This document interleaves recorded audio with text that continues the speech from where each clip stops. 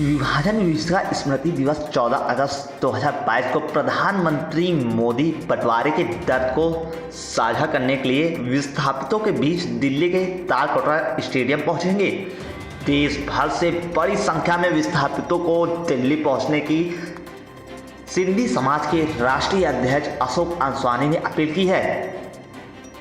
Press वार्ता में अशोक आंसवानी ने बताया कि भारत को 15 अगस्त 1947 को ब्रिटिश शासन से आज़ादी मिली। स्वतंत्रता संग्राम की लड़ाई में सिंधी प्रदेश के हजारों क्रांतिकारियों ने भी अपना बलिदान दिया था।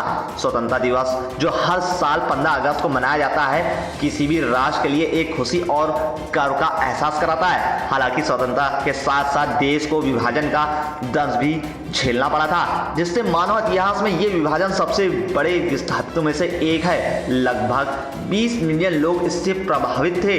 लाखों परिवारों को अपने घरों से बेघर होने को मजबूर होना पड़ा था और अपने ही देश में शरणार्थी के रूप में एक नया जीवन जीने के लिए मजबूर होना पड़ा था। 14-15 अगस्त 2022 की आधी रात को पूरा देश 76वां स्वतंत्र दिवस आज़ादी का अमृत महोत्सव मना रहा होगा, लेकिन इसके साथ ही विभाजन का दर्द और हिंसा भी देश की स्मृति में गहराई से अंकित है। देश के विभाजन के दर्द को कभी भुलाया नहीं जा सकता। यद्यपि आज़ादी के 74 वर्ष तक किसी भी प्रधानमंत्री ने बंटवारे के दर्द को महसूस ही नहीं किया। देश के वर्तमान प्रधानमंत्री नरेंद्र मोदी, जिन्होंने पिछले वर्ष 14 अगस्त को ये घोषणा की कि प्रत्येक वर्ष 14 अगस्त को विभाजन से पीड़ित लोगों के संघर्ष और बलिदान का याद रखा जाएगा और विभाजन की विभीषिका स्मृति दिवस के रूप में मनाया जाएगा। इसी कड़ी में आगामी 14 अगस्त 2022 को दिल्ली के तालकटोरा स्टेडियम में पहली बार विभाजन के कारण अपनी जान गंवाने वाले और अपने घरों में विस्थापित होने वाले सभी लोगों को श्रद्धांजलि अर्पित करने के लिए देश के प्रधानमंत्री नरेंद्र मोदी अपनी श्रद्धांजलि अर्पित करेंगे और इसके साथ ही लाखों विस्थापितों के बंटवारे के दर्द को भी साझा करेंगे।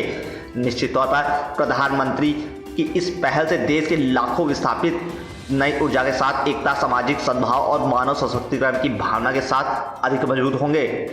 अशोक आंसवानी ने कहा कि मैं इस अवसर पर देश में रह रहे सभी विस्थापितों को 14 अगस्त को दिल्ली पहुंचने के साथ साम विभाजन के पीड़ित लोगों की याद में मोमबत्ती जलाकर उनको अपनी श्रद्धांजलि अर्पित करूंगा और बड़ी से बड़ी संख्या में लोग दिल्ली पहुंचे।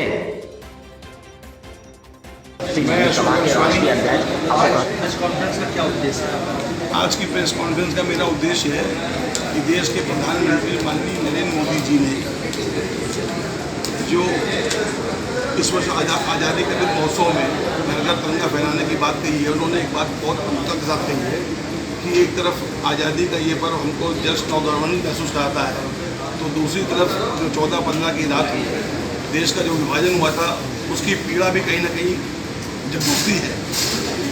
इस पीड़ा को देखते हुए उन्होंने कहा कि हर 14 तारीख को विभाजन विभीषिका स्मृति दिवस मनाया जाना चाहिए और इस वर्ष स्वयं माननीय प्रधानमंत्री नरेंद्र मोदी जी के सानिध्य में यह आयोजन दिल्ली के तालकटोरा स्टेडियम में मनाया जा रहा है और हम सिंधी सभा के राष्ट्रीय अध्यक्ष होने के हैसियत से नाते देश के लोगों को इनवाइट कर रहे हैं, आमंत्रित कर रहे हैं, आह्वान कर रहे हैं कि वो बड़ी संख्या में मोदी जी जो वहाँ पहुँच रहे हैं और एक सही मायने में जो लोग यहाँ पे आ रहे थे विभाजन के बाद, उसमें लाखों लोगों की जानें भी चली गई थी।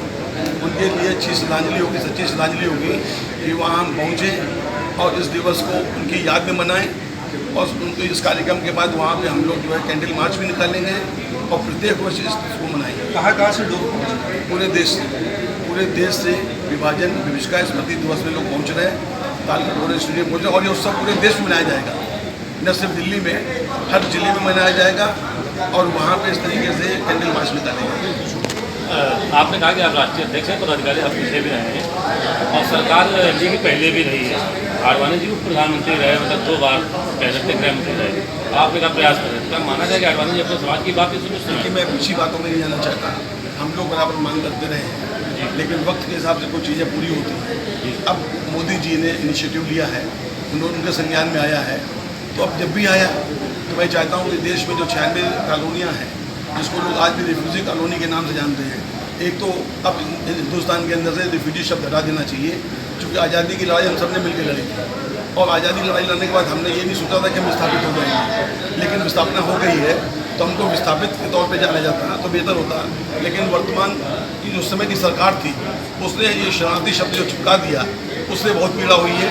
तो वर्तमान सरकार को प्रस्ताव बना के भेज रहे हैं कि वो विस्थापित शब्द को हटाएं और उसकी जगह पे जो है शरणार्थी शब्द को हटाएं और वो सद्भाव नगर के रूप में जानी जाए वो कॉलोनियाँ, और शरणार्थी शब्द हमेशा हमेशा के लिए हटाए जाए। आपने जांच की बात करी थी, सुनाई गई, उसमें लोग पकड़े भी जा रहे हैं, तो क्या इसके लिए भी कोई अपील करेंगे? निश्चित तौर पे मुझे लगता है कि ये बड़ी साजिश रही 47 में कि एक तरफ सिंध का जो प्रदेश था, देखिए पंजाब को आधा पंजाब, बंगाल को आधा बंगाल में मिला, सिंध प्रदेश के हजारों लोगों ने कुर्बानियाँ दी। लेकिन क्या हुआ, आज़ादी के बाद अभी हम पूरे आज़ाद भी नहीं हो पाए थे कि उसकी 14-15 की रात में हमको विभाजन का दर्द झेलना पड़ा। तो कहीं ना कहीं साजिश की वो आती है। तो मैं देश के प्रधानमंत्री से भी मांग करूंगा कि वो इसकी भी जांच कराएं। अभी उन्होंने 84 के दंगों की जांच कराई है, उनके खिलाफ कार्रवाई हो रही है, बहुत अच्छी बात है। तो 47 में जो विभाजन हुआ उसके पीछे दोषी कौन थे, इसकी जांच होनी चाहिए और इसकी परत खुलनी चाहिए।